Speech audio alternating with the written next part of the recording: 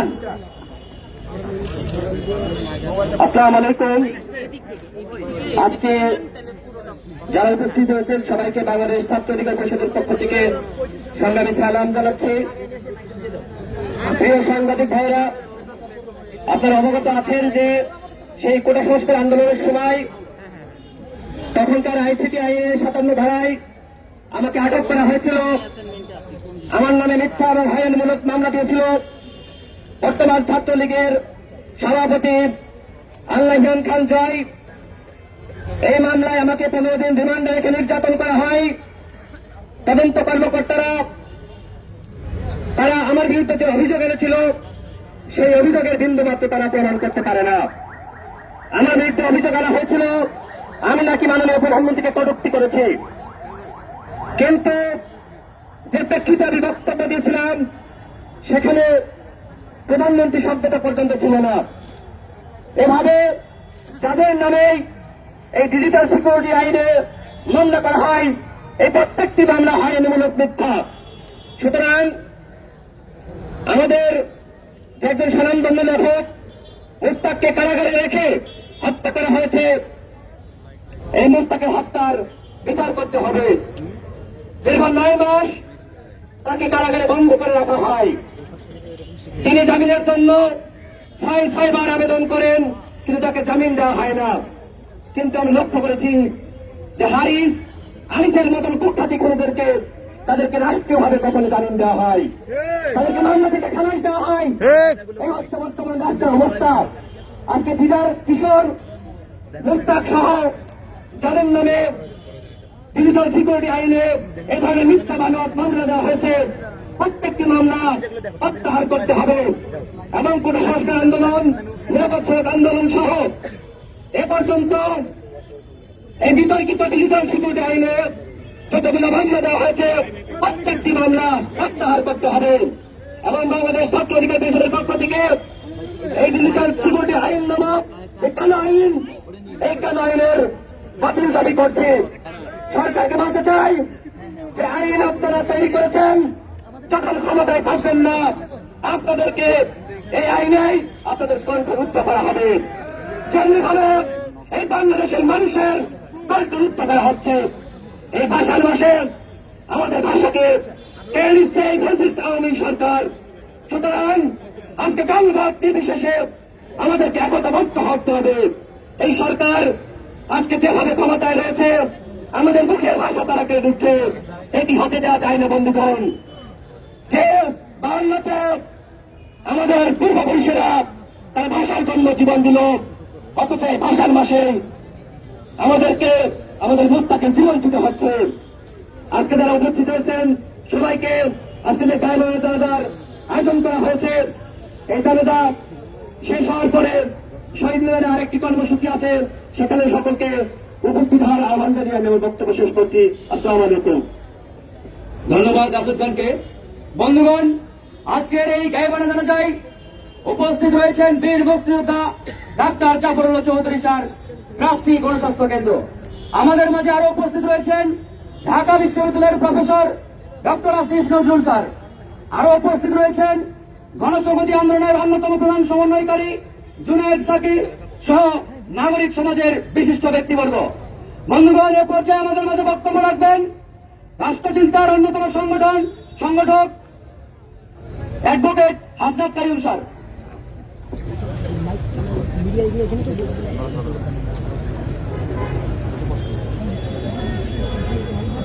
আজকে এই গায়েবানা জানা যায় যারা উপস্থিত হয়েছেন, আমরা সবাই একটা ভয়াবহ অভিজ্ঞতার মুখোমুখি হয়ে এখানে আসলে এসেছি। আপনারা জানেন যে আইনে তাকে আসলে গ্রেফতার করা হয়েছিল। আমরা প্রথম থেকে বলে আসছি যে এটা একটি অন্যায্য আইন। আইন যখন অন্যায্য হয়, নাগরিকের দায়িত্ব, মানুষের দায়িত্ব হচ্ছে সে আইনকে আসলে তুলে ফেলা। রাষ্ট্র মানুষ বানায় মানুষের অধিকার প্রতিষ্ঠা করার জন্য, অধিকারের পাহারা দেওয়ার জন্য। রাষ্ট্র যখন আসলে হয় তখন আসলে মানুষের দায়িত্ব হয় এই বিদ্যমান রাষ্ট্রকে পরিবর্তন করে এটাকে উপড়ে ফেলে নতুন ভাবে উপস্থিত আছেন সংস্কার করে নতুন রাষ্ট্র বানানো। বাংলাদেশ ছাত্র অধিকার পরিষদের আজকে মুস্তাকের যে জীবন দেওয়া, মুস্তাককে যে আসলে খুন করে ফেলা, মুস্তাককে যে আসলে মৃত্যুর কোলে ঢলে পড়তে বাধ্য করা, এই সমস্ত জিনিস আমাদের সামনে অন্তত দুইটা দায়িত্বকে সরাসরি সামনে নিয়ে এসেছে। এই রকমের আইন, যে সমস্ত আইনের নামে আসলে সমস্ত অন্যায্য কাজগুলি হয়, সে অন্যায্য আইনগুলিকে বাতিল করার, আর এই আইনগুলির উপরে ভর করে যারা সরকার হয়, যারা রাষ্ট্র চালায়, যারা ক্ষমতার চর্চা করে, যারা এই ক্ষমতার ভেতর দিয়ে ক্ষমতার যে আসল মালিক, নাগরিকদেরকে শেষ করে দেয়, ধ্বংস করে দেয়, সেই নাগরিকদেরকে রক্ষা করার জন্য এই সমস্ত আইন, এই সরকার এই ব্যবস্থাকে আসলে বদলে ফেলার জন্য আজকে এই জিনিস আমরা পরিষ্কার করে প্রত্যেক দলের জায়গা থেকে যদি নাও বলতে পারি, কিন্তু প্রত্যেকের ভেতরে এটাই হচ্ছে আসলে তাগিদ, যে তাগিদের কারণে আমরা কেউ নামে, কেউ বেনামে, কেউ এইখানে, কেউ ওইখানে, সারা বাংলাদেশে হয় আমরা দাঁড়িয়েছি, অথবা আসলে আমাদের দিনের কথা আমাদের মতো করে সামাজিক মাধ্যমে প্রচার করছি, অন্যভাবে প্রচার করছি। আজকের বাংলাদেশ এই সমস্ত জিনিসকে সংগঠিত করে, এই জিনিসগুলিকে দিয়ে যদি আমরা আসলে মোস্তাকরা স্বাধীন থাকবে, মানুষেরা স্বাধীন থাকবে, এরকম একটা নাগরিকদের স্বাধীন দেশ যদি আমরা বানাতে পারি, তাহলেই কেবলমাত্র আজকের এই জানাজা, আজকের মোস্তাকের জীবনদান সার্থক হবে বলে আমি বিশ্বাস করি, এবং সেই কাজে আপনাদের সাথে থাকার অঙ্গীকার করে আমার কথা আমি শেষ করছি। বাংলাদেশ ছাত্র সবাইকে অধিকার ধন্যবাদ। পরিষদের সংগ্রামী যুগ্ম আহ্বায়ক মশিউর রহমান, আর উপস্থিত আছেন ফারুক হাসান, আর উপস্থিত আছেন ধন্যবাদ নুরুল হক নূর ভাই, বন্ধুগণ। এই পর্যায়ে আমাদের মাঝে বক্তব্য রাখবেন আর উপস্থিত আছেন বর্তমানে আওয়ামী দুঃশাসনের বিরুদ্ধে এক প্রতিবাদী কণ্ঠস্বর আমাদের সকলের শ্রদ্ধাভাজন ঢাকা বিশ্ববিদ্যালয়ের আইন বিভাগের অধ্যাপক ডক্টর আসিফ নজরুল স্যার। ঢাকা বিশ্ববিদ্যালয়ের আইন বিষয়ের অধ্যাপক ডক্টর আসিফ নজরুল স্যার, আর উপস্থিত আছেন আমি গণস্বাস্থ্যের ট্রাস্টি জাফরুল্লাহ স্যার সহ আরো নাগরিক সমাজের স্বপ্ন দেখাতেন। এই স্বপ্ন দেখা মানুষটার স্বপ্নকে শুধু হত্যা করে না হয়নি, এই মানুষটাকে আজ হত্যা করা হয়েছে। আমরা সবাই এই হত্যাকাণ্ডের জন্য ডিজিটাল সিকিউরিটি অ্যাক্টকে দায়ী করছি। অবশ্যই এটা একটা জঘন্যতম আইন, কারণ এই আইনে ব্যাংক লুটতরাজ, গুম, হত্যাকারী, এক্সট্রা জুডিশিয়াল কিলিং যারা করে, রাতের আধারে যারা ভোট করে, তাদের বিরুদ্ধে কথা বললে যে আইনে একজনকে রাষ্ট্রদ্রোহী হিসেবে দিনের পর দিন জেলে রাখা যায়, এটা অবশ্যই কুখ্যাত আইন। কিন্তু আমাদের মনে রাখতে হবে এই আইনের পেছনে মানুষগুলো কারা। এই আইন কি দায়ী মুস্তাকের মৃত্যুর জন্য? আজকে যে দিদার এই আইনের জন্য সতর্ক করেছে, এটা কি শুধু আইন দায়ী? বা আজকে যে কিশোর জেলে পেতে মরছে সেটার জন্য কি শুধু আইন দায়ী? না, আমাদেরকে মনে রাখতে হবে এই আইনটা যারা করেছে তারা দায়ী, এই আইনটা যারা প্রয়োগ করছে তারা দায়ী, এই আইন প্রয়োগ করছে যে পুলিশ বাহিনী তারা দায়ী, এই পুলিশের শীর্ষ কর্মকর্তারা দায়ী, এই আইনটা যারা প্রণয়ন করেছে সেই সরকার দায়ী। এবং এই আইনে মুস্তাকের মতো একজন নিরীহ ধরনের মানুষ, একজন অসুস্থ মানুষ, সে যখন 6 বার জামিন আবেদন করে প্রত্যাখ্যাত হয় যে আদালত ব্যবস্থার কাছে, সেই আদালত ব্যবস্থা দায়ী। এটা কেমন রাষ্ট্র যেখানে কুখ্যাত খুনিকে অত্যন্ত তড়িঘড়ি করে 2 বার 3 বার ক্ষমা দেওয়া হয়, রাষ্ট্রপতির ক্ষমা দেওয়া হয়। কুখ্যাত খুনিকে ডিফেন্ড করার জন্য একটা দেশের সেনাবাহিনী, সরকার, সমস্ত মিডিয়া সবাই ঝাঁপিয়ে পড়ে। আর মুস্তাকের মতো একটা প্রতিবাদী কণ্ঠ, সাধারণ একটা প্রতিবাদী কণ্ঠকে জেলের মধ্যে পচে মরতে হয়। কাজে শুধুমাত্র ডিজিটাল সিকিউরিটি অ্যাক্টকে দায়ী করলে হবে না, আমাদেরকে স্পষ্টভাবে কথা বলতে হবে। আমার মনে আছে আমরা যখন ছাত্র ছিলাম, ছোট ছিলাম, তখন আমরা বলতাম এর সাথে চামড়া তুলে নিব আমরা। তো বাংলাদেশের রাষ্ট্রপতি, তাকে আমরা বলি সামরিক এক নায়ক, তার চামড়া তুলে ফেলার স্লোগান দেওয়া হতো। আর আজকে আমরা যে কোনো অন্যায়ের ক্ষেত্রে একটা নাম সবসময় কেন অ্যাভয়েড করে চলি? আমার একটা সোজা কথা আছে, বাংলাদেশের সমস্ত উন্নয়নের কৃতিত্ব যদি প্রধানমন্ত্রী হয়, পদ্মা সেতু মানে প্রধানমন্ত্রী, শরণার্থিকা মানে প্রধানমন্ত্রী, মেট্রো রেল মানে প্রধানমন্ত্রী, যা কিছু ভালো সব যদি প্রধানমন্ত্রী এটা প্রশংসা পান, তাহলে যা কিছু খারাপ সেটা দায়ভার ওনার। অবশ্যই ডিজিটাল সিকিউরিটি অ্যাক্টের যে প্রয়োগ, যে আইন, এবং এটার কারণে মানুষের যে ভোগান্তি হচ্ছে, এবং এটার কারণে মুস্তাকের মতো মানুষদের যে মৃত্যু হচ্ছে, অবশ্যই এটার পিছনে ওনারও দায় দায়িত্ব আছে, এটা আমাদেরকে বলতে হবে। আমি এই আইনের শুধু প্রত্যাহার করা বা বাতিল করে না, এই আইনের অধীনে যতগুলো ফলস মামলা হয়েছে প্রত্যেকটা জিনিসের একদিন বিচার হবে। আমি কোনো বিচার বিভাগীয় তদন্ত চাই না, কিছুই চাই না, কোনো কিছু থেকে আসতে নাই। কিন্তু আমাদের নাগরিকদের যেন রেকর্ড থাকে, কোনো একদিন যেন আমরা সমস্ত প্রশ্নের উত্তর পাই। এই ডিজিটাল সিকিউরিটি একটা আমার বিরুদ্ধে মামলা হয়েছিল, জাফরুল্লাহ ভাইয়ের বিরুদ্ধে মামলা হয়েছিল, কাইয়ুম ভাইয়ের বিরুদ্ধে মামলা হয়েছিল, তার বিরুদ্ধে মামলা হয়েছে। তো আমরা এই সমস্ত আইনের যারা প্রয়োগ করেছে, অপপ্রয়োগ করেছে, অপব্যবহার করেছে, তাদেরকে প্রত্যেককে আমাদের জবাবদিহিতার আওতায় আনতে হবে। এমন একটা দিনের লক্ষ্যে আমাদের কাজ করতে হবে। এটা বলে আমার বক্তব্য শেষ করলাম। ধন্যবাদ।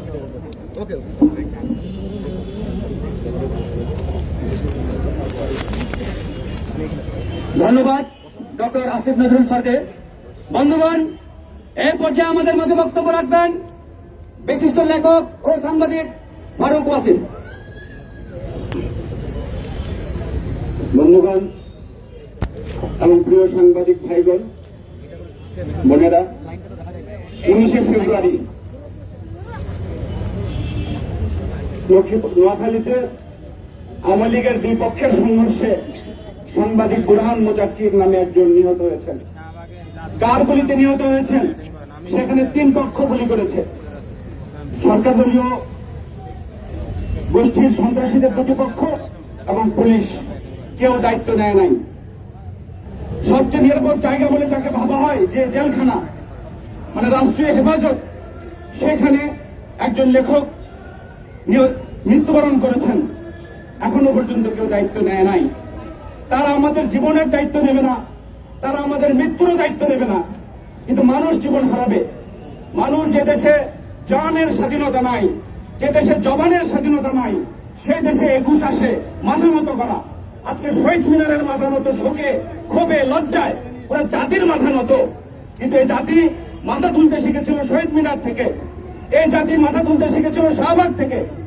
আজকে আমরা কিভাবে এই দুর্দশা এসে পড়লাম যে আমাদের দেশটা একটা উন্মুক্ত কারাগারে পরিণত হয়েছে। এখানে আমরা কেউ নিরাপদ যেমন নই, কে কখন কিভাবে মারা যাব তার কোনো গ্যারান্টি নেই। সাংবাদিক নির্মল সেন বলেছিলেন স্বাভাবিক মৃত্যুর গ্যারান্টি চাই।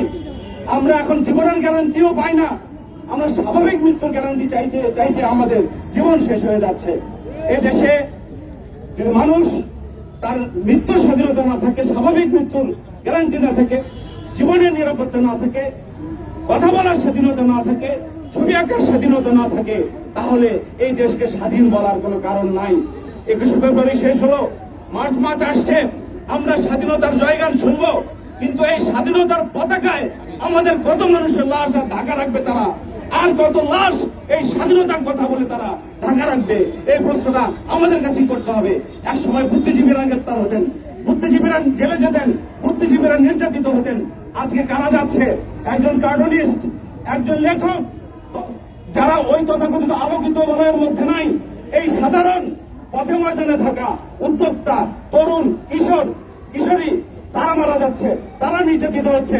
তার মানে এই দেশের বুদ্ধিজীবী তার অবসান হয়েছে। তার মানে এই দেশে নতুন আরেক ধরনের প্রতিবাদ, নতুন আরেক ধরনের বুদ্ধিজীবীরা আসছে, তারাই আজকে জেলখানে মারা যাচ্ছে।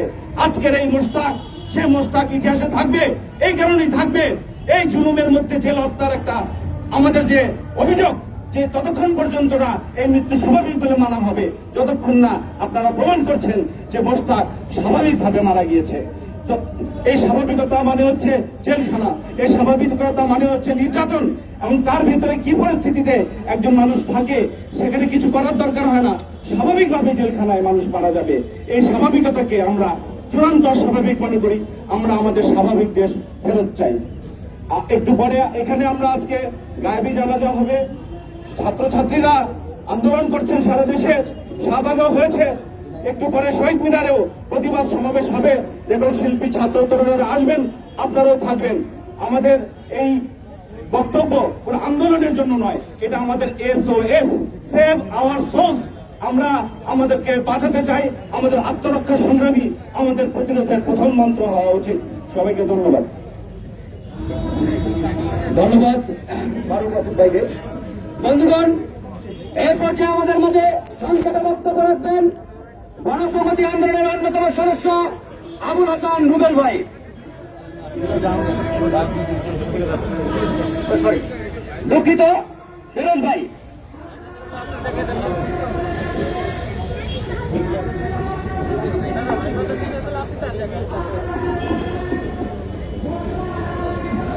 এই ঘন্টা একটু আগাও, ইয়ে কথা একসাথে একটু আগাও। আজকে লেখক মুশতাক আহমেদের মৃত্যুর প্রতিবাদে এইখানে আমরা যে গায়বানা জানাজাতে শরীক হয়েছি, এই আমরা অল্প কিছুদিন আগে ফেব্রুয়ারি মাসের 5 তারিখ 9 মাস যে পূর্তি হয়েছিল তাদেরকে গ্রেফতার করার সেই উপলক্ষে আরেকটা প্রতিবাদ সমাবেশের আয়োজন করেছিলাম। সেইখানে আমরা কথা বলেছি, আজকেও বলছি। আপনারা জানেন, আজকে পত্রিকায় এসে আইনজীবী জ্যোতির্ময় বগুড়া তার ফেসবুকে লিখেছেন, আজকে আরেকজন যে গ্রেফতার আছেন কিশোর কার্টুনিস্ট, তার কানে ছপ্পর দিয়ে তার কান ফাটিয়ে দেওয়া হয়েছে, তার পা ভেঙে দেওয়া হয়েছে, খুঁড়িয়ে খুঁড়িয়ে হাঁটছেন তিনি জেলখানায়। আজকে সরকার দাবি করুক, সরকার হাজির করুক তাকে টিভির সামনে, কিশোর বলুক যে না তার পা ভাঙা নাই, তার কান ফাটা নাই, সে কারাগারে চিকিৎসা পাচ্ছে। এইরকম একটা ভয়ঙ্কর পরিস্থিতিতে আমরা আছি যে আজকে কারাগার হচ্ছে প্রত্যেকটা সাধারণ মানুষ যে কথা বলবে, যে লিখবে, তাকে গ্রেফতার করার জন্য। বাংলাদেশ আজকে এমন একটা দেশ যেখানে নাম বললে চাকরি থাকবে না, রাস্তায় বললে গুলি করে দিবে, লিখলি তাকে ডিজিটাল সিকিউরিটি অ্যাক্টে জেলখানায় ভরবে। আমরা প্রশ্ন করতে চাই, আমরা অল্প অল্প আইন বুঝি, হুকুমের আসামি কি বোঝেন মাননীয় প্রধানমন্ত্রী? আজকে কিশোর যদি খুন হয়ে থাকে, জেলখানায় খুন হওয়ার পথে থাকে, আজকে মুশতাক যদি মারা দিয়ে থাকে, আপনি সেই হত্যাকাণ্ডগুলোর হুকুমের আসামি। বাংলাদেশের জনগণ একদিন আপনার বিচার করবে, যেদিন বিচারকদের বিচার করার যে বিচারক মালিক যে জনগণ, সেই জনতা জেগে উঠবে। সংগ্রামী ছাত্র বন্ধুরা, আজকে ঘৃণার সাথে প্রবল প্রভেদের সাথে বলতে হয় যে বাংলাদেশের বেশিরভাগ লেখক, বেশিরভাগ কবি সাহিত্যিক, তাদেরকে আমরা এই প্রতিবাদ সমাবেশে দেখি না। ওই আইয়ুব খানের নির্যাতনের বিরুদ্ধে সমস্ত মিছিলের ছবিগুলো দেখেন, কামরুল হাসানরা সামনে ছিল। আজকে কোথায় চারুকলার কামরুল হাসানরা? আমরা 70 সালের গণঅভ্যুত্থানে দেখি শামসুর রহমানরা সামনে ছিলেন।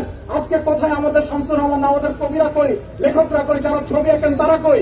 প্রত্যেকে কি খুদ করে খেয়ে এই সরকারের অন্তদালালে পরিণত হয়েছেন? এই প্রশ্নটা আমরা করতে চাই। কিশোর একজন কার্টুন আঁকতো, আপনারা দেখেছেন, জাফরুল্লাহ ভাইকে নিয়ে কার্টুন এঁকেছেন। যে জাফরুল্লাহ ভাই তিনি করোনা কিট নিয়ে ঘুরছেন।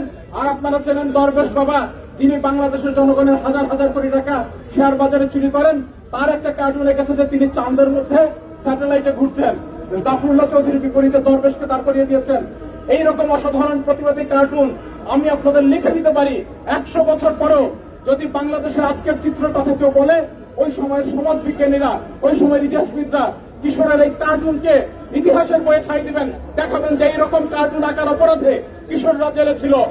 এইরকম ভয়ানক পরিস্থিতিতে আজকে প্রথম আলোতে কার্টুন নাই, আজকে সমকালে কার্টুন নাই, কোন দৈনিক পত্রিকায় কার্টুন নাই। এইরকম বাংলাদেশকে আমরা কোনদিন দেখেছি? 5 বছর আগেও প্রথম আলোতে পত্রিকায় কার্টুন ছাপা হতো, ব্যঙ্গাত্মক কার্টুন, ক্ষমতাসীন মানুষদের নিয়ে কার্টুন, সরকার প্রধানমন্ত্রী তাকে নিয়ে কার্টুন। এইটা এরশাদকে নিয়ে হয়েছে, শেখ হাসিনাকে নিয়ে হয়েছে, খালেদা জিয়াকে নিয়ে হয়েছে, আইয়ুব খানকে নিয়ে বাংলাদেশের মানুষ কার্টুন এঁকেছে। আপনি কি হয়েছেন যে আপনাকে নিয়ে কার্টুন করা যাবে না? আপনাকে নিয়ে কেন কটূক্তি করা যাবে না? দুনিয়ার প্রত্যেকটা স্বাধীন দেশের স্বাধীন নাগরিক তার প্রধানমন্ত্রীকে নিয়ে কথা বলার, সমালোচনা করার অধিকার রাখেন। আপনাকে নিয়ে কেন সমালোচনা করা যাবে না? এই প্রশ্নের জবাব আমাদের দিতে হবে। একটা কথা বলে আমি আমার বক্তব্য শেষ করতে চাই। আরো অনেক সম্মানিত সিনিয়র নেতৃত্ব আছেন, আমাকে একটা প্রশ্নের উত্তর দিন। এই রাষ্ট্রের কর্ণধাররা, মোসাহেবরা, যে যখন আমরা বলি মুশতাক রাষ্ট্রবিরোধী কথা বলেছেন, দিদার রাষ্ট্রবিরোধী কথা বলেছেন, কিশোর রাষ্ট্রবিরোধী কথা বলেছেন, রাষ্ট্রবিরোধী মানে কি? রাষ্ট্র কি আপনার বাপের সম্পত্তি, পৈতৃক সম্পত্তি? সরকারের বিরুদ্ধে কথা বলার প্রত্যেকটা নাগরিকের মৌলিক অধিকার বাংলাদেশের সংবিধান এই অধিকার আমাদের দিয়েছে। এই রাষ্ট্র বাংলাদেশের মানুষ যুদ্ধ করে প্রতিষ্ঠা করেছে। সরকার বিরোধী কথা বলা কোনো অপরাধ না। প্রমাণ করতে হবে আপনাদের যে বাংলাদেশ রাষ্ট্রের বিলুপ্তির জন্য তারা কাজ করেছে, এমন কোন অপরাধ তো তারা করে নাই। সরকারের বিরুদ্ধে কথা বলেছে, এই অধিকার রক্ষার জন্য যদি আমাদের প্রত্যেককে জেলে নিতে হয়, আমাদের এখানকার আজকে উপস্থিত প্রত্যেকটা মানুষ জেলে যেতে রাজি আছে। আপনারা চুরি করবেন, আপনারা হাসপাতালের ব্যবস্থা করবেন না, আপনারা হিসাব দেবেন না, আর মানুষ সমালোচনা করবে না। এইরকম বাংলাদেশ আমরা কায়েম করি নাই, এইরকম বাংলাদেশ আমরা কায়েম হতে দেব না। আমরা আজকে এই গায়বানা জানাজা থেকে কোন শোকের কথা বলতে আসি নাই, শক্তির কথা বলতে আসছি। যে 21কে ভুলে দেওয়া হয়েছিল, 52 ছিল, 21 ছিল শক্তির প্রতিবাদের, তাকে শোকের বানায়, তাকে লুতুপুতু বানায় আপনারা সেটাকে ধ্বংস করার পথে আছেন। আমরা বলতে চাই আজকে এই ফেব্রুয়ারি মাসে আবার দাঁড়িয়ে যে আজকে আমাদের সকল শোককে শক্তিতে পরিণত করতে হবে। আজকে আমরা গাইবান্ধা জানাজা একটা রাজনৈতিক কর্মসূচি, এই রাজনৈতিক কর্মসূচিতে আমরা এসেছি, আমরা আমাদের মুখের জবান কাউকে কেড়ে নিতে দেব না, এই অঙ্গীকার ব্যক্ত করে আমি আমার বক্তব্য শেষ করছি। আপনাদের সবাইকে ধন্যবাদ। ধন্যবাদ ফিরোজ ভাইকে। বন্ধুগণ, আমি প্রত্যেককে অনুরোধ জানাবো, আপনারা সারিবদ্ধভাবে দাঁড়িয়ে যাবেন, কেউ বিশৃঙ্খল হয়ে দাঁড়াবেন না, প্রত্যেকেই সারিবদ্ধ হয়ে দাঁড়িয়ে যান প্লিজ। বন্ধুগণ, এই পর্যায়ে আমাদের মাঝে বক্তব্য রাখবেন ঢাকা বিশ্ববিদ্যালয়ের অর্থনীতি বিভাগের শিক্ষক জনাব রুশাদ ফরিদি।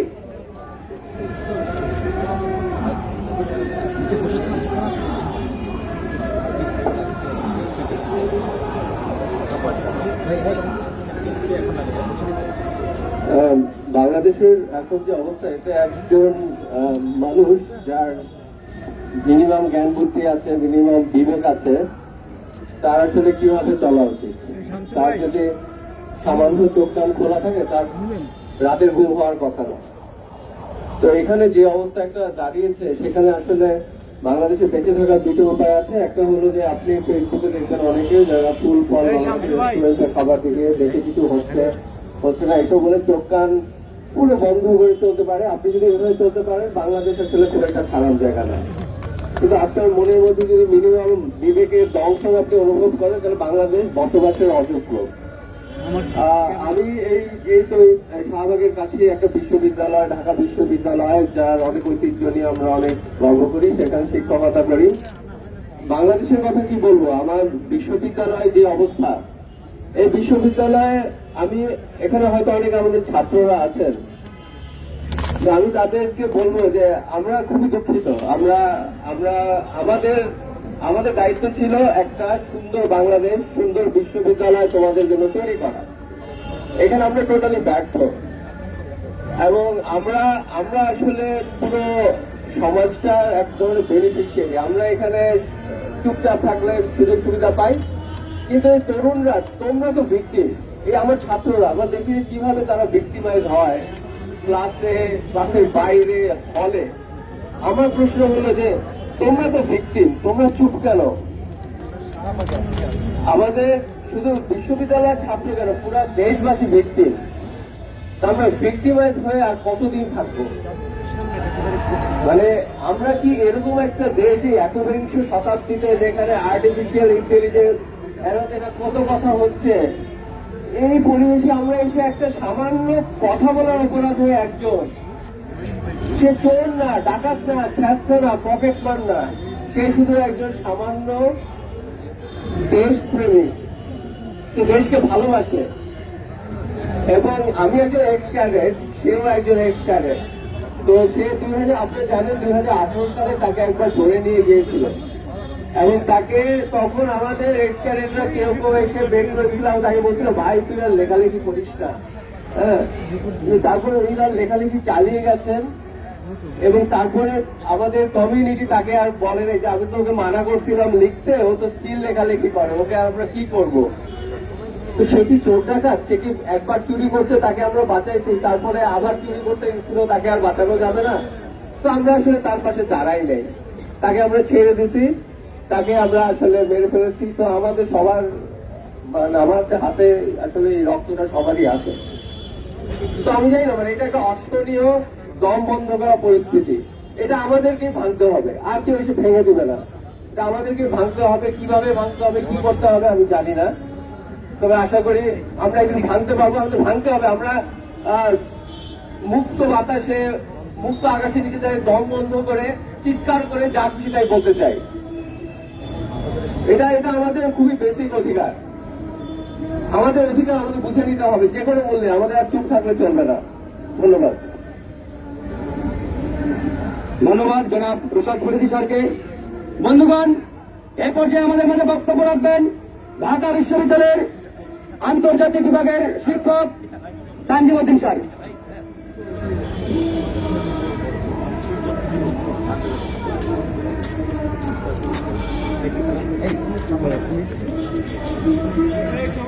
কথা বলাটা খুব সহজ না। একজন নিরীহ মানুষের এরকম মৃত্যু হতে পারে, এবং এই সরকার সেই হত্যাকাণ্ডটা ঘটাবে। আমরা এতদিন পর্যন্ত যে আলাপটা করে এসেছি যে ডিজিটাল নিরাপত্তা আইন, এটা বোধহয় আমাদের মুখের ভাষায় কেড়ে নেয়, কিন্তু এখন প্রমাণিত হলো এই আইন আসলে মুখের ভাষা কেড়ে নেয় না, এই আইন আসলে প্রাণও কেড়ে নেয় এবং একটি প্রাণ, নিরীহ প্রাণ কেড়ে নেয় এই রাষ্ট্র, এই সরকার।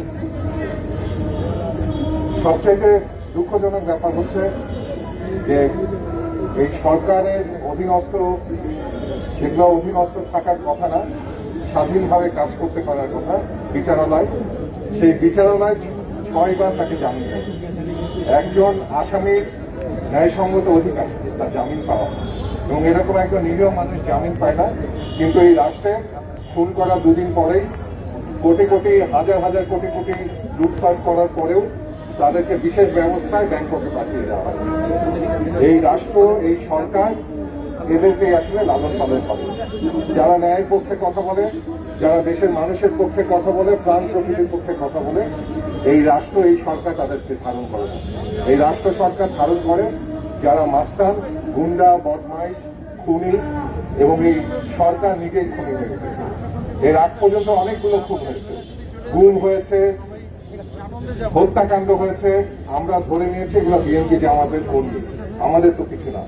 সেটা ঘটতে ঘটতে আজকে মোস্তাক ভাই পর্যন্ত এসে পৌঁছেছে, এবং শেষ পর্যন্ত এটা কোথায় যাবে আসলে এখান থেকেই আমরা আসলে আজ করতে পারি। এখন এই রাষ্ট্র, এই সরকারের বিরুদ্ধে যদি আমরা কথা না বলি, আমরা আসলে কেউ নিরাপদ না। এবং সবচেয়ে বড় ব্যাপার হচ্ছে আমরা যেই অবস্থাটা তৈরি হয়েছে, সরকার এবং রাষ্ট্র যেই অবস্থা এবং সেই যে ব্যবস্থার বিকাশ ঘটিয়েছে, এর পরবর্তীতেও যদি পরিবর্তন আসে, সেই পরিবর্তনের মধ্য দিয়ে যদি এই সরকার ব্যবস্থা, রাষ্ট্র ব্যবস্থায় পরিবর্তন করা না যায়, তাহলে কিন্তু খুব একটা আসবে যাবে না, বরং এর চেয়ে আরো খারাপ অবস্থা তৈরি হবে। ঠিক একইভাবে আমরা যদি পেছন দিকে একটু ফিরে যাই, আমরা দেখেছি র্যাব তৈরি করেছে একটি দল যারা এর আগে ক্ষমতাসীন ছিল, পরে যারা ক্ষমতাসীন হলো র্যাবকে ব্যবহার করলো, এবং আরো এই ডিজিটাল সিকিউরিটি অ্যাক্টের মধ্যে অনেক আরো এই ধরনের নিষ্পেষণমূলক আইনের মাধ্যমে মানুষের কে কণ্ঠরোধ করা, হত্যা করাটাকে জায়েজ করে যাচ্ছে। এবং সবচাইতে দুঃখজনক ব্যাপার হচ্ছে যাদের কথা বলা উচিত, যাদের অনেক বেশি প্রতিবাদ করা উচিত, তারা হচ্ছে একেবারেই নিরব।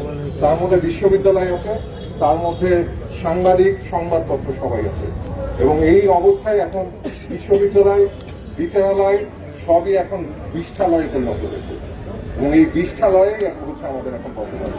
এবং এখান থেকে মুক্তি পেতে গেলে সবার আওয়াজ তুলতে হবে। মোশতাক ভাইয়ের মৃত্যুর মধ্য দিয়ে এটা সুনিশ্চিত হয়েছে যে এই রাষ্ট্র ব্যবস্থা কতটা নিষ্পেষণমূলক, এবং এই রাষ্ট্র ব্যবস্থার পুরো মাত্রায় একটা মাফিয়া রাষ্ট্র। কেননা এই রাষ্ট্র ব্যবস্থার মধ্য দিয়ে যে শক্তির আধার, এবং এখানে একজনই শক্তির আধার, এক ব্যক্তির শক্তির আধার। আপনারা যদি একটু পেছন দিকে যান, প্রথম বিশ্বযুদ্ধের পরবর্তী ব্যবস্থায় আপনারা যদি স্পেনের দিকে তাকান, সেখানে ফ্র্যাঙ্কো, জেনারেল ফ্র্যাঙ্কো ছিল, তাদের ফ্যাসিস্ট পার্টি, আপনার স্লোগানটা কি ছিল? স্লোগানটা ছিল একটি মাতৃভূমি, একটি রাষ্ট্র, একজনই নেতা। আমরাও কিন্তু সেই অবস্থায়, এবং সেই দরকার নামের একজন নাট্যকার কর্মী মারা গেছেন, এবং লক্ষ লক্ষ মানুষ ফ্র্যাঙ্কের হাতে নির্যাতিত হয়ে মৃত্যুবরণ করেছে। আমরা কিন্তু সেই অবস্থায় আছি, এবং উন্নয়নের কথা বলে আমাদেরকে প্রতি মুহূর্তে আসলে মৃত্যুর দিকে ঠেলে দেওয়া হচ্ছে। আর এই উন্নয়নের যারা অংশীদার, উন্নয়নের বিষ্ঠাকে যারা জীবনযাপন করছে, তারা হচ্ছে একটা মিথ্যা, একটা ফানুষ আমাদের সামনে নিয়ে এসে চিৎকার করে বলছেন প্রবৃদ্ধি প্রবৃদ্ধি প্রবৃদ্ধি, অথচ আমাদের সবার জীবনের রীতি হচ্ছে একটার পর একটা। আমরা শুধুমাত্র একসময় বলতাম যে জামাত বিএনপি করছে, এরা তো রাজাকার, এদেরকে হত্যাকাণ্ড করাটা খুব স্বাভাবিক। এইটারই আজকে আসলে শাস্তি আমরা নিজেরাও পাচ্ছি, এবং মোশতাক ভাইয়ের এই হত্যাকাণ্ডের মধ্য দিয়ে আমরা নিজেরাও নিজেদের দায় আসলে আনতে পারি। কিশোর অসুস্থ, এবং এরকম অনেকেই আছেন আজকে এই ডিজিটাল নিরাপত্তা আইনে গ্রেফতার হয়ে কারাগারে আছেন, অনেক নিরীহ মানুষ আছেন, অনেক কিশোর আছেন, অনেক শিশু আছে 18 বছর নিচে। তাদেরকে রক্ষা করা আমাদের আসলে সবার নৈতিক দায়িত্ব। তাদের রক্ষার আওয়াজ যদি না তুলি, এবং এই সরকার ব্যবস্থা, এই রাষ্ট্র ব্যবস্থা যদি পরিবর্তন আনতে না চাই, তাহলে আসলে আমাদের কারো মুক্তি নেই। এবং এই মুক্তির আওয়াজ তোলা খুবই জরুরি, এবং এখনই সময় আসলে আমরা সবাই সমস্ত ভেদাভেদ ভুলে, আমাদের ছোটখাটো মতাদর্শগত যে নিজেদের মধ্যে সংঘাত আছে, এগুলো ভুলে গিয়ে আমরা নিজেদের অস্তিত্বের তাগিদে ঐক্যবদ্ধ করি। ধন্যবাদ সকলকে। ধন্যবাদ তানজিমুদ্দিন স্যারকে।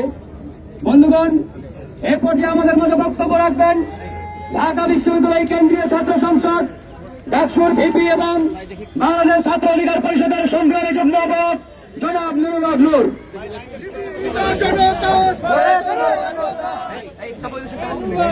প্রিয় উপস্থিতি, আজকে যারা এই গাইবানা জানাজায় উপস্থিত হয়েছেন তাদেরকে ধন্যবাদ জানাই এবং তানজিমুদ্দিন স্যারের কথা দিয়ে শুরু করতে চাই যে আমাদের মত পথের ভিন্নতা আছে, কিন্তু আজকে আমরা যেই জায়গায় এসে দাঁড়িয়েছি সবাই যদি আসলে ঐক্যবদ্ধ না হতে পারি এবং ঐক্যবদ্ধভাবে আওয়াজ তুলতে না পারি তাহলে আমাদের পরিণতিও কিশোর মুস্তাকদের মতোই হবে, এটা অস্বীকার করার কোনো অবকাশ নেই। যেমনটি ভূষক ফরিদি স্যার বলেছিলেন যে আপনার প্রেস ক্লাবে বিএনপির মিছিলে পুলিশ পেটায়, আমরা প্রতিবাদ করি না, কারণ ওরা মানুষ না, ওরা বিএনপি। এই বিএনপি জামাতের জুজুর ভয় দেখিয়ে কিংবা এই জুজু ক্রিয়েট করে সরকার এখন সবাইকে পেটাচ্ছে, সবাইকে মারছে, সবাইকে জেলে নিচ্ছে। যেমন ফারুক ওয়াসিফ ভাই উদ্বেগ প্রকাশ করেছেন যে এই ডিজিটাল নিরাপত্তা আইনে সবচেয়ে বেশি ভুক্তভোগী হচ্ছে সাংবাদিক এবং লেখকরা। গণমাধ্যমের কণ্ঠ সংকুচিত হয়ে আসছে। কিন্তু আমার প্রচন্ড রকমের উদ্বেগ কণ্ঠা যে আমরা ছাত্র হয়ে পেছনে ব্যাকআপ নাই, বেশি লোকজন নাই, তারপরেও রাস্তাঘাটে দাঁড়াই, প্রতিবাদ করি। কিন্তু যারা সবচেয়ে বেশি ভুক্তভোগী আজকে আমাদের সাংবাদিক ভাই বোনেরা, কবি, সাহিত্যিক, সাংস্কৃতিক কর্মীরা, তারা আজকে কোথায়? কিছু কিছু প্রতিবাদ হচ্ছে বিচ্ছিন্ন ভাবে, কিন্তু সরকার এগুলোকে গায়ে লাগাচ্ছে না। সেজন্য আমি বলবো যে এখন আর আমাদের দেশে থাকার সময় নেই। আজকে আমার বাসা থেকে আসার পর থেকে শরীরটা ঠান্ডা হয়ে যাচ্ছিল, কেমন মনে হচ্ছে কথা বলতে পারবো না, এরকম আটকে যাচ্ছে। আমি কি বলবো, আমি দাঁড়িয়ে দাঁড়িয়ে ভাবতেছিলাম আমি কি বলবো। অনেক কথা তো বলি, 20 মিনিট 25 মিনিট, কিন্তু এখন কথা কেমন আসছে না ভিতর থেকে। যে আপনার হাসনাত কায়েম স্যার এবং আরো অনেকের মাধ্যমে যেটা শুনলাম, এই আমাদের মোস্তাক আহমেদ ভাই ঘুরতে ভালোবাসতেন, এক্স ক্যাডেটের ছাত্র ছিলেন, শখের বসে বাংলাদেশে প্রথম সম্ভবত বাণিজ্যিক ভিত্তিতে কুমির চাষ করেছিলেন, লেখালেখি করেছিলেন। তাকে দীর্ঘদিন কারারুদ্ধ থাকায় তার স্ত্রী তার সংস্পর্শ না পেয়ে, তারকে না দেখে তার যে একটা অনুভূতি রয়েছে, তিনি মানসিক ভারসাম্যহীন হয়ে পড়েছেন নাকি অনেকটা, আমি যেটা শুনতে পেরেছি। এটা কে নিবে? কালকে আমি একটা পোস্টার দেখেছি আমার ছাত্র ভাই বোনদের যে মুস্তাকের হত্যাকারী এই রাষ্ট্র। আমি আমার ছাত্র ভাই বন্ধুদেরকে বলবো, মুস্তাকের হত্যাকারী রাষ্ট্র নয়, রাষ্ট্র তো আমার, আপনার, আমাদের সবার। মুস্তাকের হত্যাকারী এই খুনি সরকার, এই অবৈধ সরকার, মুস্তাকের খুনি এই বিনা ভোটের সরকার। ডিজিটাল নিরাপত্তা আইনের মাধ্যমে অসংখ্য মানুষকে অন্যায়ভাবে কারাগারে রাখা হয়েছে, 6 বার তাকে জামিন আবেদন নাকচ করা হয়েছে।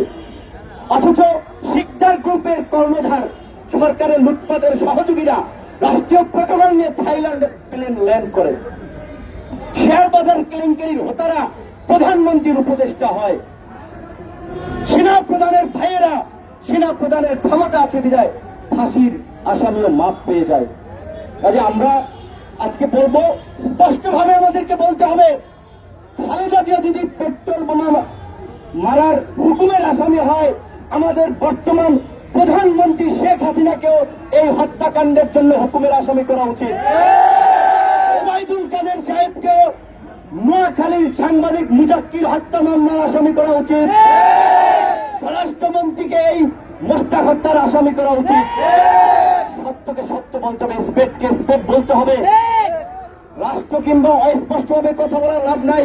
সোজা কথা হচ্ছে, মোস্তাকের খুনের দায় বর্তমান সরকারের এমপি মন্ত্রীদেরকে নিতে হবে। এবং আজকে শহীদ মিনারের 4টা একটা কর্মসূচি আছে। আর মোস্তাকের যে শেষ 2টো লাইন তিনি লিখে গিয়েছিলেন, সেখানে লিখেছিলেন যে আমার জুতোগুলো মনে করছে তার মালিক হারিয়ে গেছে। তো এই মোস্তাকের শেষ আমার 2টি উক্তি, এটি একটি গুরুত্বপূর্ণ মেসেজ আমাদের মাঝে দেয়। সে কারণে আমরা গায়েবানা জনতার শেষে প্রত্যেকের জুতো পায়ে থেকে খুলে হাতে নিয়ে আমরা একটা বিক্ষোভ মিছিল সহকারে এখান থেকে আমরা মৎস্য ভবন ঘুরে শহীদ মিনারে যারা কর্মসূচি পালন করছে তাদের সাথে যোগ দেব। এবং আগামীকালকে সকাল 11টায় প্রেস ক্লাবের সামনে এই বিতর্কিত ডিজিটাল নিরাপত্তা আইন, এই কালো আইন বাতিলের দাবিতে ছাত্র জনতা সকলকে আমরা দলমত নির্বিশেষে বলবো, প্রেস ক্লাবে যে আমাদের অবস্থান কর্মসূচি, সেখানে আপনারা সমবেত হবেন। আজকের কর্মসূচিতে যারাই এসেছেন তারাই বক্তব্য রেখেছেন। কে হোস্ট, কে ব্যানার, ব্যানার দরকার নাই আমাদের এই মুহূর্তে ব্যানার দরকার নাই। এই মুহূর্তে বাংলাদেশের মানুষকে রক্ষা করতে একটাই ব্যানার হওয়া উচিত, বাংলাদেশকে রক্ষা করো। আগামীকালকের কর্মসূচিতে অংশগ্রহণ আহ্বান জানিয়ে বলে আজকের যে আমাদের গায়েবানা জানাজার শেষে খালি পায়ে জুতা হাতে মোস্তাকের শেষ উক্তিকে স্মরণ করে যে বিক্ষোভ মিছিল, সেখানে সমবেত হবেন। আমার পরে সাকিবা এবং জাহুল্লাহ সাহেব বক্তব্য রাখবেন। তারপরে আমাদের গায়েবানা জানাজার শেষে আমাদের সেই বিক্ষোভ মিছিল অনুষ্ঠিত হবে। ততক্ষণ পর্যন্ত আশপাশে যারা ছিলেন একটু ধৈর্য ধরে দাঁড়াবেন। ধন্যবাদ। ধন্যবাদ জনাব নুরুলকে। বন্ধুগণ, এ পর্যায়ে আমাদের মাঝে বক্তব্য রাখবেন গণসংহতি আন্দোলনের প্রধান সমন্বয়কারী জনাব জুনায়েদ সাকি।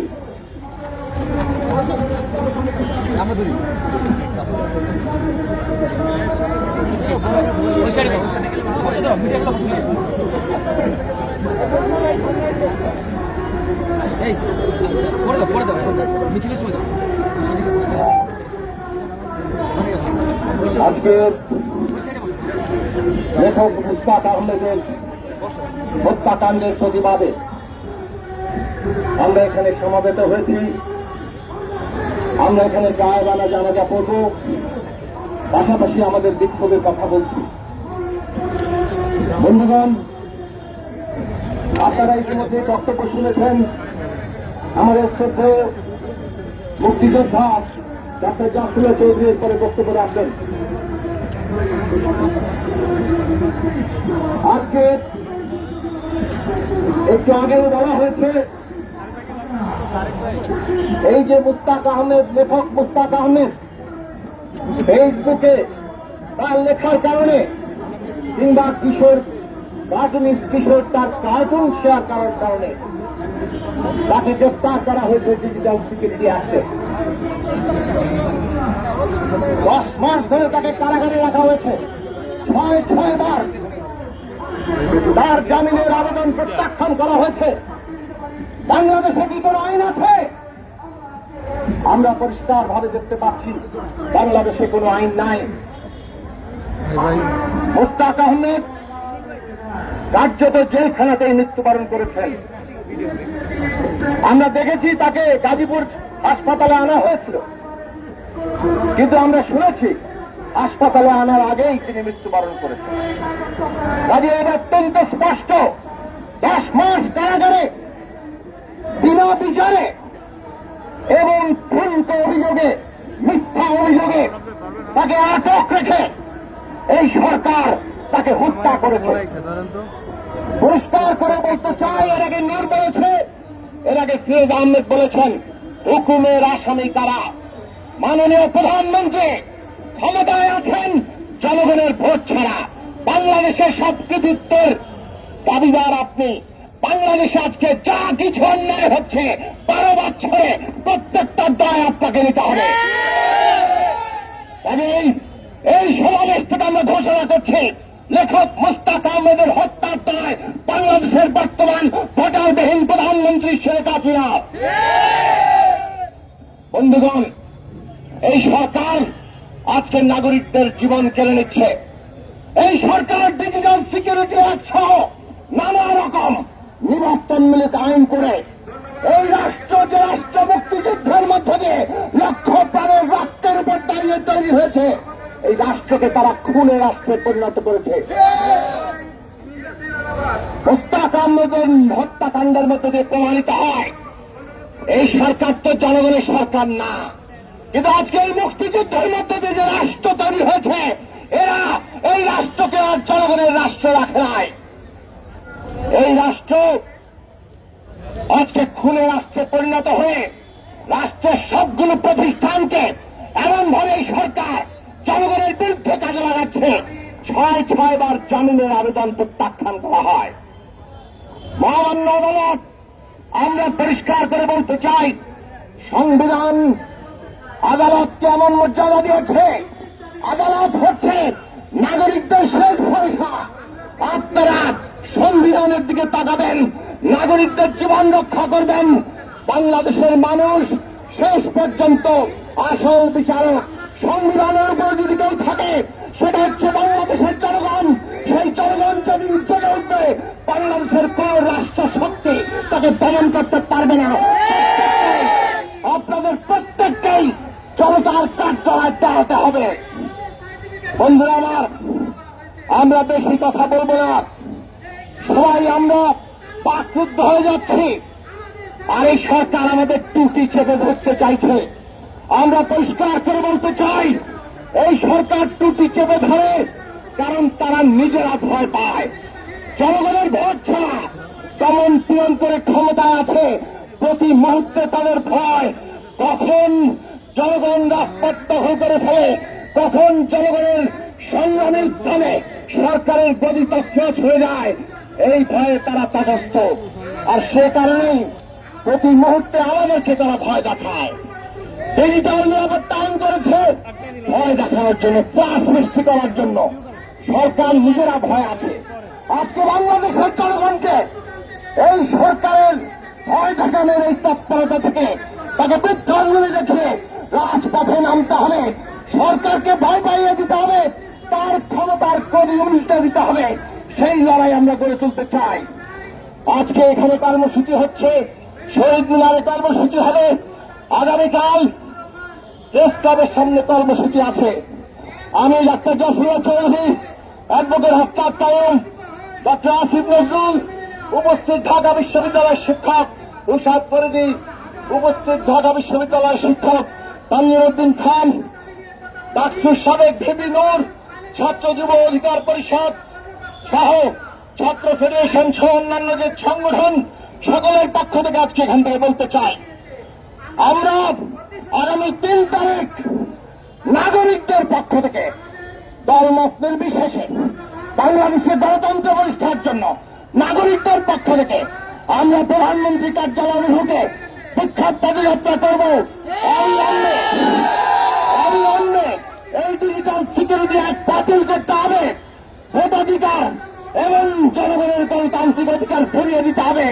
গণতন্ত্র প্রতিষ্ঠা এবং নাগরিকদের মৌলিক অধিকারের লক্ষ্যে 3 তারিখ সকাল 11টায় প্রেস ক্লাবে আমরা ঐক্যবদ্ধ হয়ে আমরা প্রধানমন্ত্রী কার্যালয়ের সুখের দিকে বিক্ষোভ করব। আসুন রাজপথে দাঁড়িয়ে আমাদের জীবন, আমাদের জবান, তার অধিকার প্রতিষ্ঠা করি, তাকে রক্ষা করি। আপনারা সবাই ঐক্যবদ্ধ থাকবেন। এই বক্তব্য রেখে আমি আমার বক্তব্য শেষ করছি। সবাইকে ধন্যবাদ। ধন্যবাদ জেনারেল সাকিব ভাইকে। বন্ধুগণ, আমরা কিছুক্ষণের মধ্যে আমাদের আজকের এই গায়বানা জানাজা শুরু করব। এই পর্যায়ে আমাদের মাঝে বক্তব্য রাখবেন আজকের এই গায়বানা জানাজার প্রধান অতিথি, গণস্বাস্থ্য কেন্দ্রের ট্রাস্টি বীর মুক্তিযোদ্ধা ডাক্তার জাফরুল্লাহ চৌধুরী।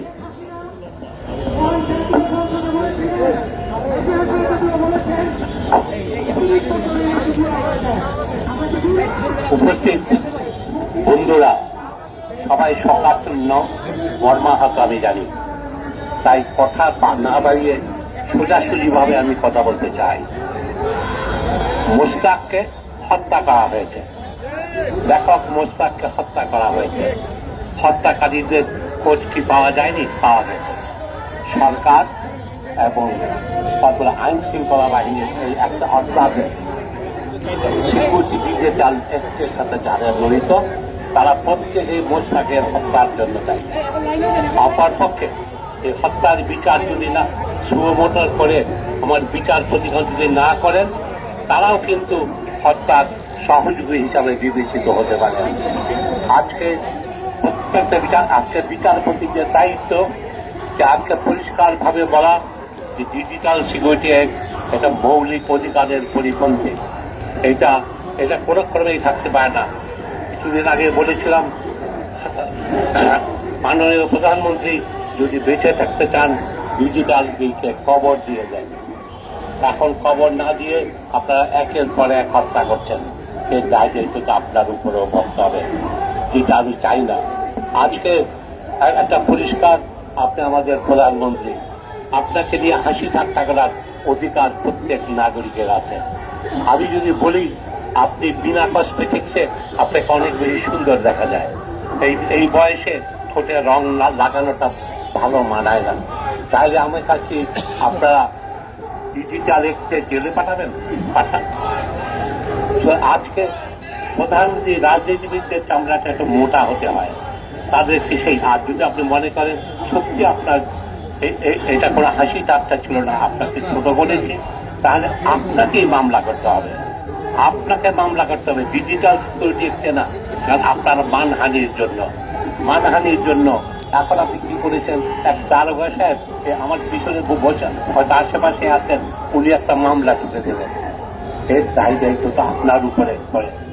এটা জায়গা আপনি আজকে যেটা বঙ্গবন্ধুর হত্যার যেরকম মর্মান্তিক, আমি মনে করি মোশতাকের হত্যাটাও ঠিক একই ধরনের মর্মান্তিক একটা ঘটনা। এই ঘটনাকে আপনাকে বন্ধ করতে হবে। কেবল বঙ্গবন্ধু হত্যার বিচার করলে হবে না, এই হত্যার জন্য দায়ী এমনকি যদি আপনারও ইঙ্গিত থাকে, আপনাকেও দাঁড়িয়ে ক্ষমা চাইতে হবে জনগণের কাছে, চাইতে হবে যে আর এই ঘটনার পুনরাবৃত্তি হবে না। আজকে আমাদের বিশ্ববিদ্যালয়কে বন্ধ করে রেখেছেন, ছাত্ররা কোথায় শুনেছেন? ছাত্ররা পরীক্ষা দিতে চায়, ক্লাস করতে চায়, কর্তৃপক্ষ তারা ঘুমাইতে চান। আজকে কেন ঘুমাতে চান? যখন এই ইউনিভার্সিটিগুলি বন্ধ, তখন ভারতীয় এডুকেশনাল কমিটি ছাত্র ভর্তি করছে, মাদ্রাসার ছাত্র ভর্তি চলছে, মাদ্রাসা চলছে। এটার অর্থটা কি? যাতে জনগণ আওয়াজ না উঠাতে পারে। সারা পৃথিবীর বিশ্ববিদ্যালয়ের ছাত্ররা তারা সারা পৃথিবীর খবর জানে, তারা জনগণকে উৎসাহিত করে, পরিবর্তনের বাহক। আজকে কেন আপনাদের 3 মাস সময় লাগবে? ফর্ম খুলে দিতে 1 সপ্তাহ তো লাগা উচিত না? আজকে কেন এই জাতীয় আপনি ছিনিমিনি খেলছেন?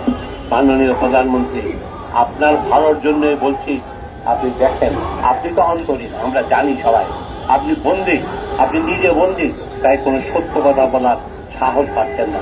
আপনাকে আমলারা এবং গোয়েন্দা বাহিনী, 3 গোয়েন্দা বাহিনী পরিষ্কার করে বলি, ভারতীয় মোসায়েদ, ইসরায়েলের মোসায়েদ, যেদিন ইসরায়েলের মোসায়েদ নিউ দিল্লিতে তাদের অফিস করেছিল, আমি সেদিনই বলেছিলাম বিপদ আসবে, সবার জন্য বিপদ, আপনার আমাদের জন্য বিপদ। ঠিক আজকে আর তৃতীয়ত আমাদের নিজ গোয়েন্দা বাহিনী 10 হাত দূরে থাকে, তারা কলার উপর, আমাদের কিছু করার নেই। আজকে জনগণকে আবেদন, অনুগ্রহ করে যারা এই ডিজিটাল এক্টে প্রত্যেকের পরিবারকে ক্ষতিপূরণ দিন, এটা হত্যা বলে ঘোষণা করেন। বিচারপতি যে আহ্বান করছি, আপনারা এটা সুমোটর করে এই মৌলিক অধিকার হরণের বিরুদ্ধে রায় দেন, নতুবা আপনাকেও একদিন পিছনের দরজা দিয়ে পালিয়ে যেতে হবে। পালিয়ে যাবেন কোথায়? জনগণ আপনাদেরকে ধাওয়া করে বেড়াবে, তার জাতির জন্য মঙ্গলকর নয়। আমাদের সবার স্বার্থে বলছি, এটাকে উঠিয়ে দেন, এটাকে এই ডিজিটাল এক্ট দিয়ে কোনো সরকার টিকে থাকতে পারে না। অত্যাচারের মাত্রা বাড়াতে পারেন, দেশের ক্ষতি হবে। বিচারপতিরা আপনাদের দায়িত্ব আছে, আপনারা, আমি আশা করছি আগামী সপ্তাহে সুমোটর করবেন যে মোশতাকের হত্যার জন্য দায়ী কারা। তাহলেই বুঝবো যে আমাদের বিচারপতিরা স্বাধীন নেই। আপনাদের এই জাতীয় কথা অনেক সময় কিছু বলতে চাই না, তো আমি তার মোশতাকের পরিবারের কাছে ক্ষমা চাইছি। অন্যান্য যারা বলতে আছে যে আমাদের কি দুর্ভাগ্য, আমরা কিছুই করতে পারি না। মাননীয় প্রধানমন্ত্রী, আপনি তো সবাইকে অসমাপ্ত বঙ্গবন্ধু অসমাপ্ত আত্মজীবনী পড়তে বলেন, আমি কতবার পড়েছি তার হিসাব নাই। একটা জায়গাতে এসে আমি সবসময় থমকে দাঁড়াই। বঙ্গবন্ধু শেখ মুজিব লিখছেন, সকালে 9টার সময় ম্যাজিস্ট্রেট সাহেব আমাকে আমার বেল রিফিউজ করেছেন, আমার বেলটা রিফিউজ করে দিয়েছেন, আমার দিনটা কন্টিনিউ করতে বলেছেন। 11টার মধ্যে রায়ের কপি নিয়ে উচ্চ আদালতে গিয়েছি, 3টার সময় বিচারক জেলা জজ আমাকে মুক্ত করে দিয়েছেন। এটা তো আপনার বাবার উদাহরণ। আপনার বাবাকে যদি আপনি সম্মান করেন, শ্রদ্ধা করেন, সেই নীতিটাই চালু করেন। তাহলে আপনার এই তাহাজ্জুদের নামাজ পড়ে যে খোদার কাছে বিচারের সম্মুখীন হবেন, আমি জানি না কি আপনি উত্তর দেবেন। আপনার মঙ্গল চাই, আমি চাই আপনার এত কষ্ট ধর্ম যে আপনি বেহেশতে চান, তা বেহেশতে যাওয়ার জন্য প্রস্তুতি দরকার। এই শয়তানের কাজগুলিকে বন্ধ করেন, জনসম্মুখে আসেন, আমাদের সামনে ক্ষমা চান, আপনার মঙ্গল হোক। ধন্যবাদ।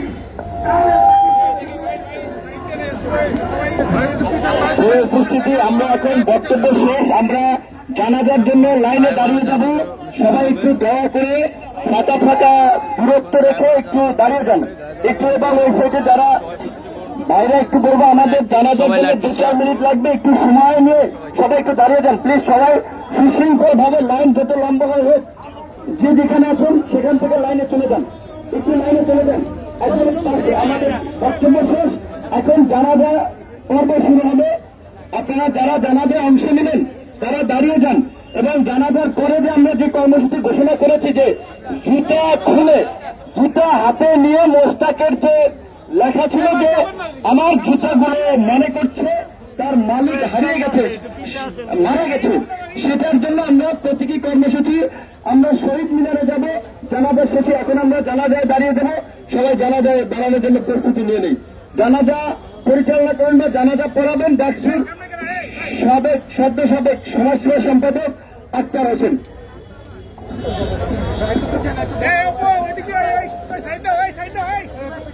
আসসালামু আলাইকুম।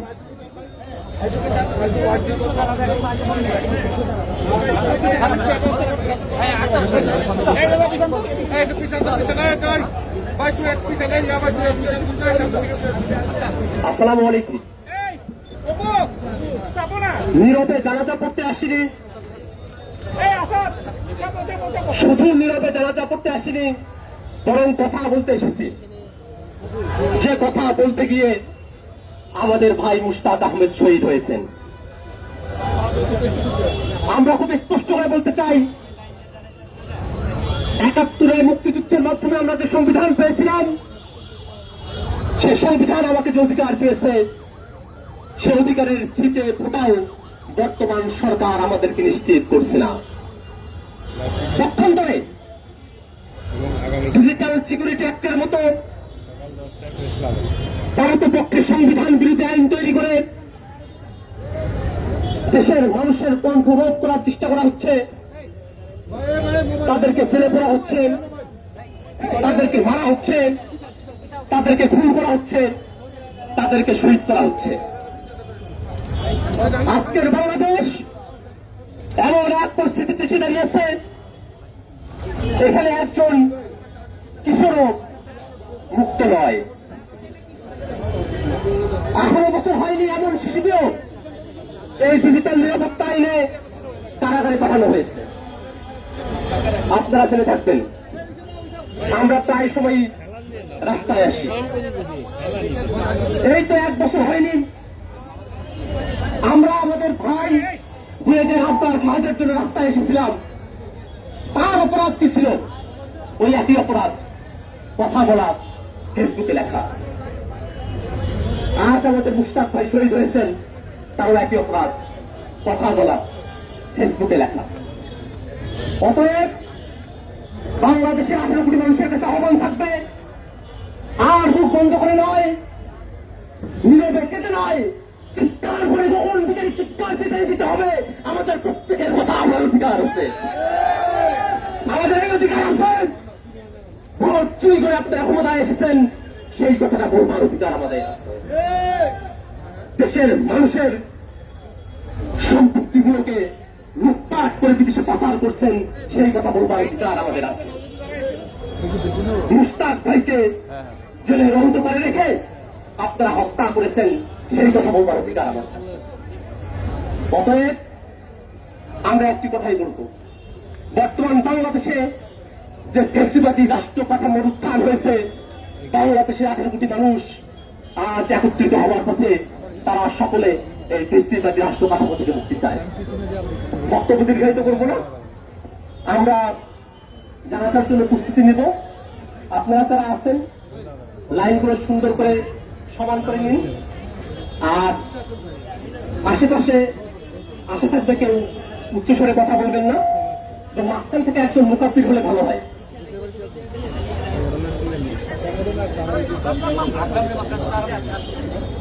কে হবে মুখাফির?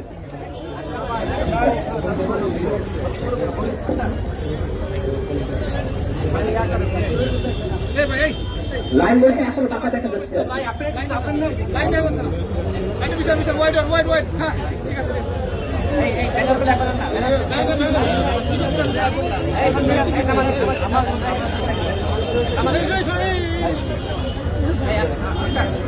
আমাদের নিয়ম বলে দেন ভাই।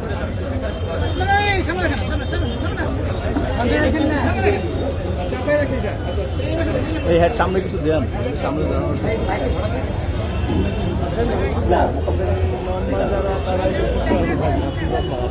আমরা জানাজার নামাজের জন্য প্রস্তুতি নেই। ভাই সামনে কি দাঁড়াইতে পারবে? সামনে কি দাঁড়ানো যাবে?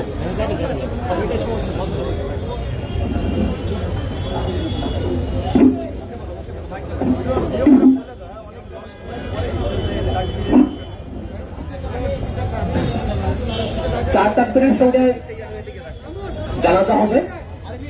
প্রথম তাকবীর পড়ার পরে আপনারা সানা করবেন, দ্বিতীয় তাকবীর পড়ার পরে দরুদ শরীফ পাঠ করবেন, তৃতীয় তাকবীর পড়ার পরে দোয়া পাঠ করবেন এবং চতুর্থ তাকবীরের পরে ডানে বামে সালাম ফিরিয়ে নামাজ শেষ হবে। আমরা নামাজের জন্য একেবারে প্রস্তুতি নেই, এখনই নামাজ শুরু হবে।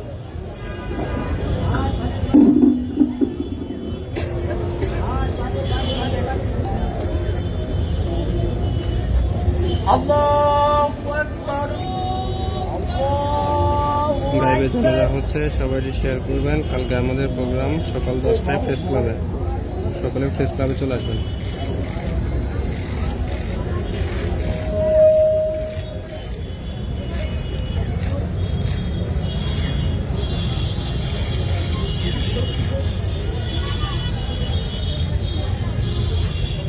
সকলে শেয়ার করবেন। দেখছেন লাইভে জানাজা হচ্ছে, কালকে আমাদের প্রেস ক্লাবে সকাল 10টায় প্রোগ্রাম আছে, আপনারা ওখানে সবাই চলে আসবেন।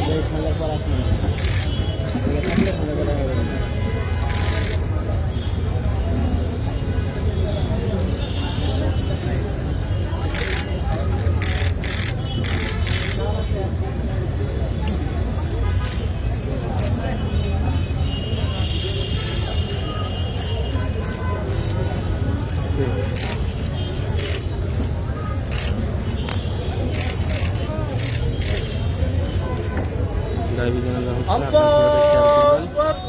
কালকে সকাল 10টায় আমাদের প্রোগ্রাম আছে, সবাই চলে আসবেন। আসসালামু আলাইকুম ওয়া রাহমাতুল্লাহ। আসসালামু আলাইকুম ওয়া রাহমাতুল্লাহ। আসসালামু আলাইকুম। কালকে সকাল 10টায় আমাদের প্রেস ক্লাবের প্রোগ্রাম আছে, আপনারা সবাই আলহামদুলিল্লাহ আজকে গায়েবী জানালা শেষ হলো মাত্র। এখন আমরা শহীদ মিনার আমরা যে মোস্তাকের যে শেষ ফেসবুক স্ট্যাটাসটি ছিল যে আমার জুতা মনে করছে তার মালিক মারা গিয়েছে, সেই কথাকে স্মরণ করে আমরা জুতা হাতে নিয়ে আমরা এখন এই ডিজিটাল নিরাপত্তা আইনের বাতিলের দাবিতে এবং এই মোস্তাক হত্যাকাণ্ডের বিচারের দাবিতে আমরা বিক্ষোভ মিছিল নিয়ে শহীদ মিনারে যাব। সবাই সুশৃঙ্খল ভাবে আপনারা একটু সামিল হবেন, সবাই সুশৃঙ্খল ভাবে 4-5 জন 6 জন করে প্রয়োজনে লাইনে দাঁড়াবেন, একটু ফাঁকা থাকবেন।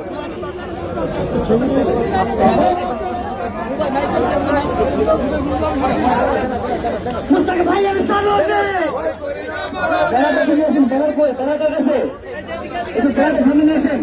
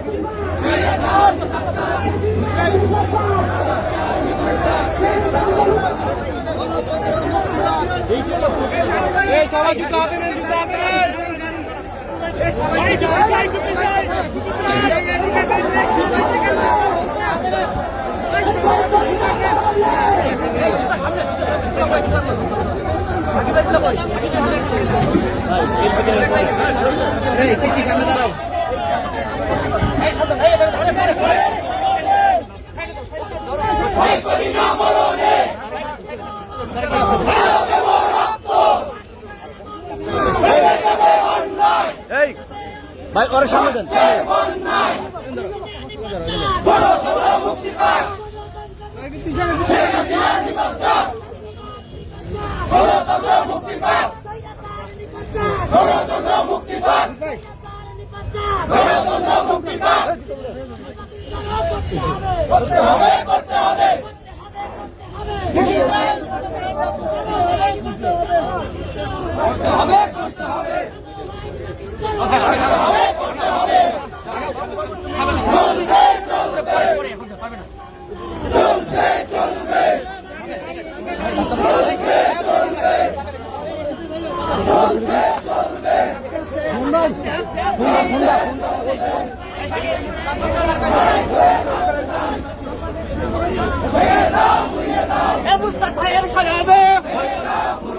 ভাই করি না মরণে মুস্তাক ভাইয়ের স্মরণে ভাই করি না মরণে আমার ভাই মরল কেন শেখ হাসিনা জবাব চাই আমার ভাই মরল কেন শেখ হাসিনা জবাব চাই আমার ভাই মরল কেন শেখ হাসিনা জবাব চাই আমার ভাই মরল কেন ভাই মরল কেন শেখ হাসিনা জবাব চাই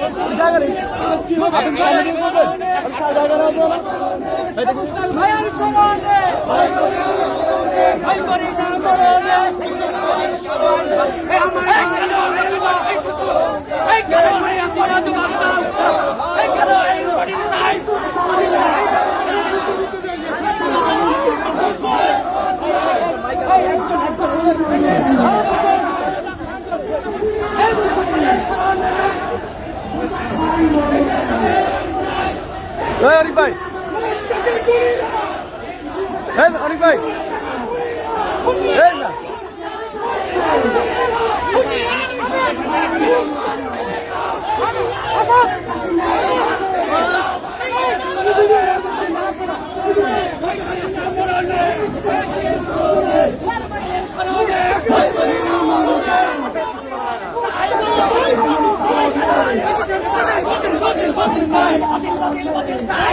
জায়গা নিয়ে করি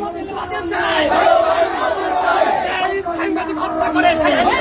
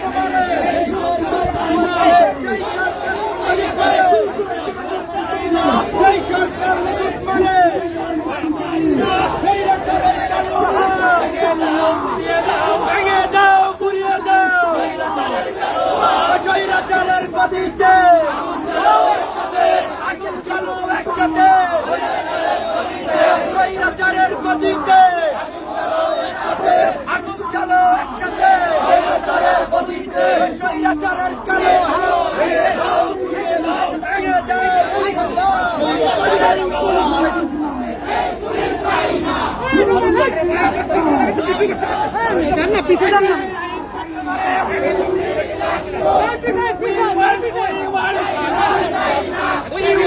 We want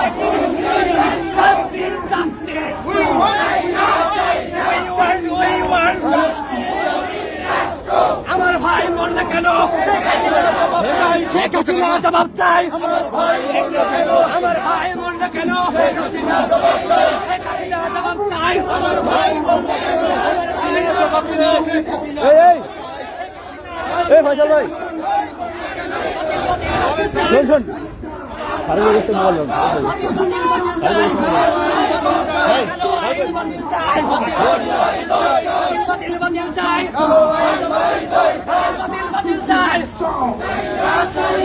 আমার ভাইয়ের রক্ত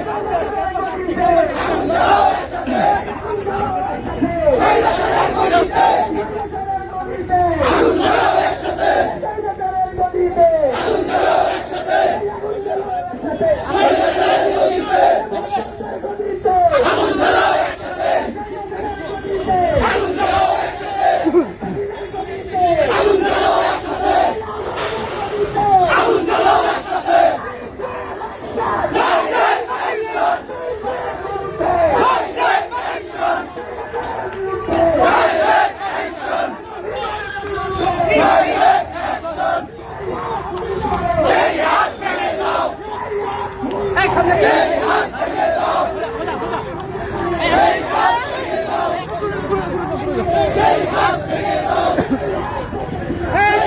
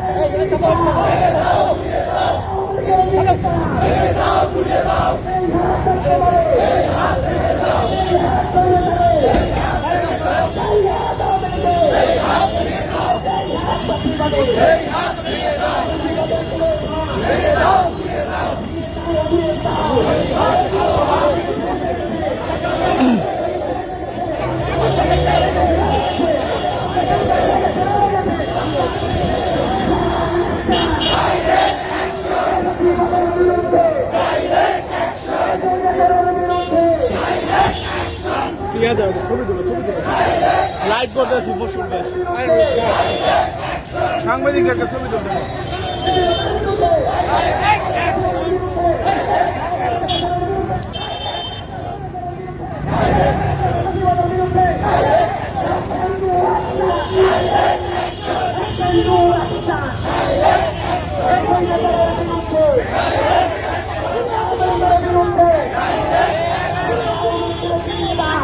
অলরেডি ধর হাত ব্যথা হয়ে গেছে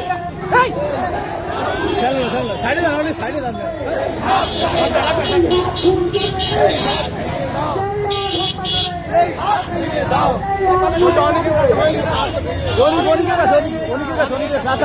অনেকের কাছে